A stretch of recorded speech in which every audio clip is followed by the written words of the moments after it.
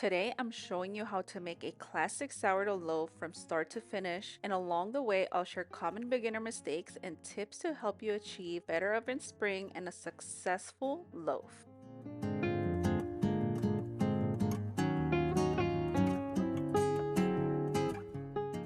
One of the biggest mistakes we make is using an underactive starter. Your starter should be at peak or slightly past peak. If you use it before that, your dough will take forever to rise.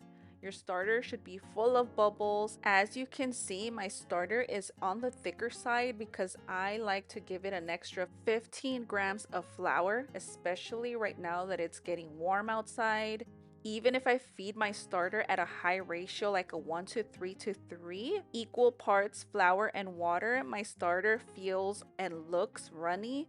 So I add an extra 15 grams each feed, and it gives me this thick consistency and it stays strong even in the warm weather. So if your starter is too runny, give it a thicker feeding. On to mixing our dough.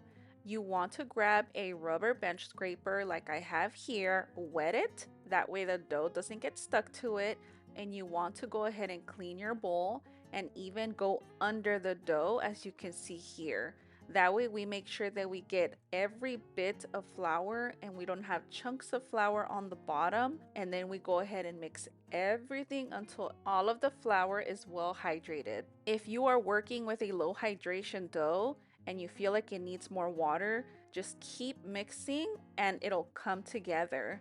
And if your dough is a little bit too wet because it's a higher hydration, just go ahead and mix it and we will let the dough rest for 30 minutes. These stretch and folds will make our dough strong, so it will come together at the end. On our first set of stretch and folds, we are going to grab the dough, fold it over 4 times going around the bowl. I then like to grab my dough and flip it. You can see that the bowl is clean because we made sure that there was no dry flour on the bottom of our bowl. So now we will do some gentle slap and folds, and when the dough is resisting, I like to shape it into a little dough ball. That way I can see its rise better. We will do the same thing on our second set, grabbing the dough and folding it over 4 times. You could do it more than 4 times if your dough lets you and if you want. And then I grab the dough and flip it over once again. If there's any bits of dough on the bottom, doing this motion right here will make the dough pick it up and you'll be able to get a clean dough dump at the end of bulk fermentation. Now we wait 30 minutes and we will do our third and fourth set.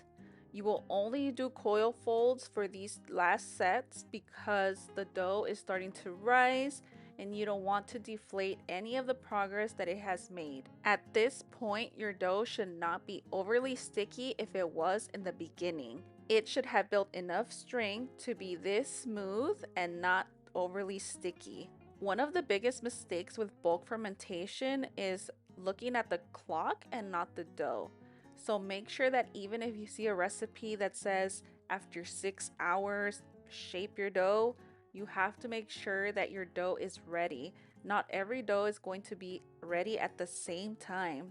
Sometimes my dough can take 10 hours or even 6. The other day it was 5 hours. It all depends on the temperature of your dough. And as I mentioned before, if your starter has not reached its peak yet, it will slow down fermentation and you will just sit there and wait and you'll think, wow, it's been 10 hours and it's barely rising. It's because the starter was not ready. For bulk fermentation signs, you want to make sure your dough feels fluffy and aerated. If it feels dense, it needs more time. As you can see here, I can pull the dough away from the bowl and it comes out clean. Look at that clean dough dump. This is what your dough is supposed to do if it's properly fermented, and if you make sure that you clean your bowl and that there's no dry bits of flour, because sometimes the dough will stick to the dry bits of flour and then you'll see all these strings of dough hanging from your bowl. Now on to the pre-shaping. You want to be very gentle not to degas your dough.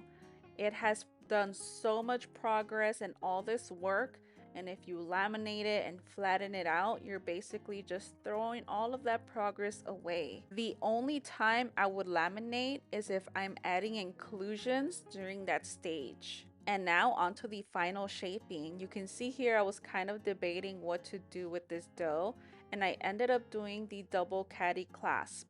You want to create some surface tension during shaping because it'll help your loaf rise upward instead of spreading outward when baking. For the double caddy clasp, you just fold the dough like a book and then you fold it again the other way, essentially just folding it twice, and then you put it into the banneton. You can see that this dough is full of bubbles, it's fluffy, it's jiggly, it's full of life. I let it sit for a few minutes and then I do the stitching. The stitching will also give a little bit more surface tension to our dough, so it can help rise upward when it's baking. I like to cover my dough with a plastic wrap. That way the dough doesn't dry out and it looks all dry and crusty when it comes out of the refrigerator the next day. The cold proof is not only for flavor, it also makes scoring easier and it helps the loaf hold its shape before going in the oven. If you're going to bake the same day, this is a trick that I like to do. I like to poke the dough, and if it springs back slowly, it's ready to be baked. You should see a small indent just bouncing back very slowly. I also do this after the cold proof, and that lets me know that the dough is ready. If you're going to bake the same day, I suggest you put your dough in the banneton and let it sit for at least an hour or two so it can keep its shape. And now onto the scoring. It gives the expanding gases a place to escape. You want to give your dough one long expansion score. That way your dough can open up beautifully and it can give you that ear that we all want. You can see that the dough is well fermented because it has little bubbles and webbing all along that score line.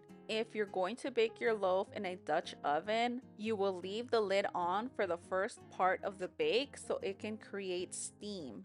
Steam is key to an oven spring.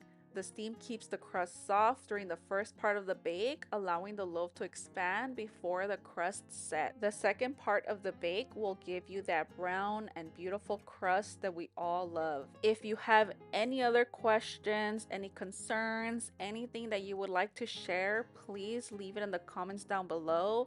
That way I can respond to you and I can help you. You can also email me or post on my community tab, and I will be more than happy to answer any of your questions. Thank you for watching today's video, and I'll see you guys in my next one.